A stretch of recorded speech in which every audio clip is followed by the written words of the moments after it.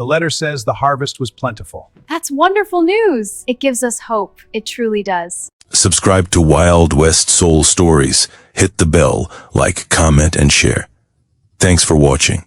The Whitmore family gathered around the kitchen table in their cramped farmhouse outside of Dry Creek, Texas, in the summer of 1882. The letter had arrived that morning, and it changed everything. Edgar Whitmore read the words aloud for the third time, his voice trembling with excitement. A wealthy rancher named Elijah Thornton was seeking a bride. He owned 2,000 acres of prime cattle land, a house with 12 rooms, and more money than anyone in 3 counties combined. He was requesting to meet eligible daughters from respectable families, and somehow their name had been recommended. "Rosalie will go," Margaret Whitmore announced immediately, her eyes fixed on her youngest daughter. Rosalie was 17, blessed with golden curls, a delicate figure, and eyes the color of summer sky. She was the family treasure, the daughter they displayed at church socials, the one who drew suitors like moths to flame. But Rosalie wrinkled her perfect nose. "I heard Mr. Thornton is old, at least 35, and he lives hours from any proper town. I would rather marry Thomas Wheeler. His father owns the general store, and they live in town where there are dances and socials." Margaret's face tightened with frustration. Thomas Wheeler cannot provide what Elijah Thornton can provide. This is an opportunity that comes once in a lifetime. "Then send Mabel," Rosalie said with a cruel laugh, gesturing toward the corner of the room where her older sister sat mending a torn petticoat. "She has nothing better to do. No one else wants her anyway." The words hung in the air like poison. Mabel Whitmore did not look up from her sewing. She had learned long ago that responding to such comments only made things worse.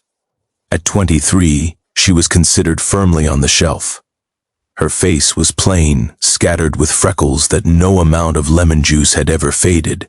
Her hair was the color of autumn leaves, neither blonde nor brown, always escaping from pins no matter how tightly she secured it. Her figure was sturdy rather than delicate, built for work rather than admiring glances. She was the daughter who tended the garden, nursed sick animals back to health, kept the household running while others slept. She was useful, but invisible. Edgar Whitmore chuckled at his younger daughter's suggestion, and then his expression slowly changed. A calculating look entered his eyes. Actually, that might teach the Thornton fellow a lesson in humility. He thinks he can summon brides like ordering cattle at auction. Let us send Mabel. When he sees her, he will realize that not every family will bow down to his wealth. And when he rejects her, we can send Rosalie next time, and he will appreciate true beauty. Margaret covered her mouth to hide her laughter. "Edgar, that is terrible." "It is practical," he replied. "Mabel, you will go. You will represent our family. Consider it a holiday. Lord knows you have earned some time away from your chores." Mabel finally raised her head. Her gray eyes, the color of storm clouds, met her father's gaze. She understood exactly what was happening. She was being sent as a joke, a way to humble a wealthy man, a way to make her sister seem even more desirable by comparison. The humiliation burned in her chest, but she had survived worse. She had survived a lifetime of being the forgotten daughter, the plain one, the one who would never marry. "Yes, father," she said quietly. "I will go." The journey to the Thornton Ranch took 2 days by stagecoach. Mabel sat by the window watching the landscape change from familiar farmland to wild, endless prairie. She carried a small trunk containing her 2 best dresses, neither of which was truly fine, and a worn copy of poetry by William Wordsworth, a gift from a schoolteacher who had once told her that her mind was beautiful, even if others could not see it. She did not know what she expected when she arrived. Perhaps a brief, awkward meeting followed by polite rejection. Perhaps she would be turned away at the door. She had prepared herself for any cruelty because cruelty was familiar. What she did not expect was the ranch itself. The Thornton property spread across the horizon like a kingdom. Thousands of cattle dotted the rolling hills. Cowboys on horseback moved like dancers in the distance, guiding the herd. The main house rose from the land like a promise, 2 stories of solid timber and stone, with a wraparound porch and windows that caught the afternoon sun. An older woman with silver hair and kind eyes greeted Mabel at the door.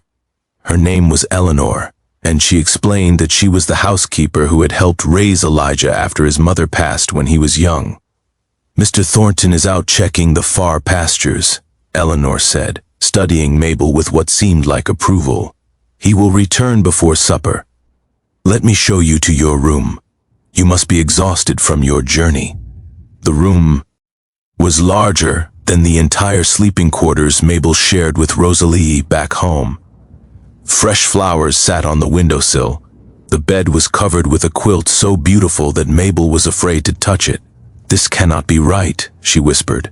Eleanor smiled. "Every guest receives our best hospitality. Mr. Thornton insists. He grew up with nothing, you know. Worked his way up from nothing but calluses and determination. He never forgets what it means to have little." Mabel bathed and changed into her better dress, a simple gray cotton with white collar that she had made herself. She pinned her unruly hair as neatly as she could manage and went downstairs to wait. She was standing on the porch, watching the sun paint the sky in shades of orange and purple, when she heard hooves approaching. A man rode toward the house on a black horse, and Mabel felt her breath catch. Elijah Thornton was not old. He appeared to be in his mid-30s, with dark hair touched by gray at the temples and a face weathered by sun, and wined into something strong and handsome. He was tall, broad-shouldered, carrying himself with the confidence of a man who had built an empire with his own hands, but it was his eyes that struck her most. They were brown, warm as earth, and when they landed on her standing on his porch, they held no disappointment, only curiosity. He dismounted and handed his horse to a stable hand, then climbed the porch steps.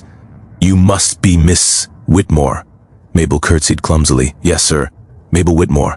I apologize for my appearance. I know I am not what you expected." His brow furrowed. "What I expected," the words tumbled out before she could stop them. "My family sent me as a lesson. They thought you were too proud, seeking a bride like this. They wanted to humble you by sending their plain daughter first. Their beautiful daughter will come after you reject me. They think that will make you more grateful for true beauty." She did not know why she confessed this, perhaps because she was tired of pretending, perhaps because something in his eyes made her believe he deserved honesty. Elijah Thornton stared at her for a long moment. Then he did something unexpected. He laughed, not a cruel laugh, but something genuine and warm. "Well," he said, "I appreciate your honesty more than I can express. Most people who visit this ranch tell me what they think I want to hear. You just told me the truth even though it could have turned against you. That takes courage." He gestured toward the door. "Will you join me for supper, Miss Whitmore? I would like to know more about a woman brave enough to tell a wealthy rancher he is part of a family joke." Supper that night was unlike anything Mabel had experienced. Elijah asked her questions about her life, her interests, her thoughts on everything from cattle breeding to poetry. When she mentioned Wordsworth, his eyes lit up. "I have a library," he said, 300 books and growing. My mother taught me to read before she died, and I promised her I would never stop learning." After supper, he showed her the library. It was a room of dark wood and leather chairs, with shelves reaching to the ceiling. Mabel touched the spines of books she had only dreamed of reading. "You can borrow any of them," Elijah said, watching her face. "Stay as long as you like. I meant what I said about getting to know you." She turned to face him, confusion written across her features. "Why? You could have any woman in Texas. Beautiful women, wealthy women, women who would enhance your position. Why would you want to know someone like me?" He stepped closer and she noticed a scar on his jaw, a small imperfection that somehow made him more real. "I spent 15 years building this ranch," he said quietly. "I have met more beautiful women than I can count. They smiled at my money, they flattered my success. Not one of them looked at my books with the reverence you just showed. Not one of them told me the truth when a lie would have been easier. I am not looking for a decoration, Miss Whitmore. I am looking for a partner. Someone real. The days that followed were unlike anything in Mabel's experience. She expected to be sent home, but the invitation to leave never came. Instead, Elijah invited her to ride the property with him. He showed her the creek where he had camped as a young man, just a penniless drifter with dreams too big for his empty pockets. He introduced her to his horses, his cattle, his workers.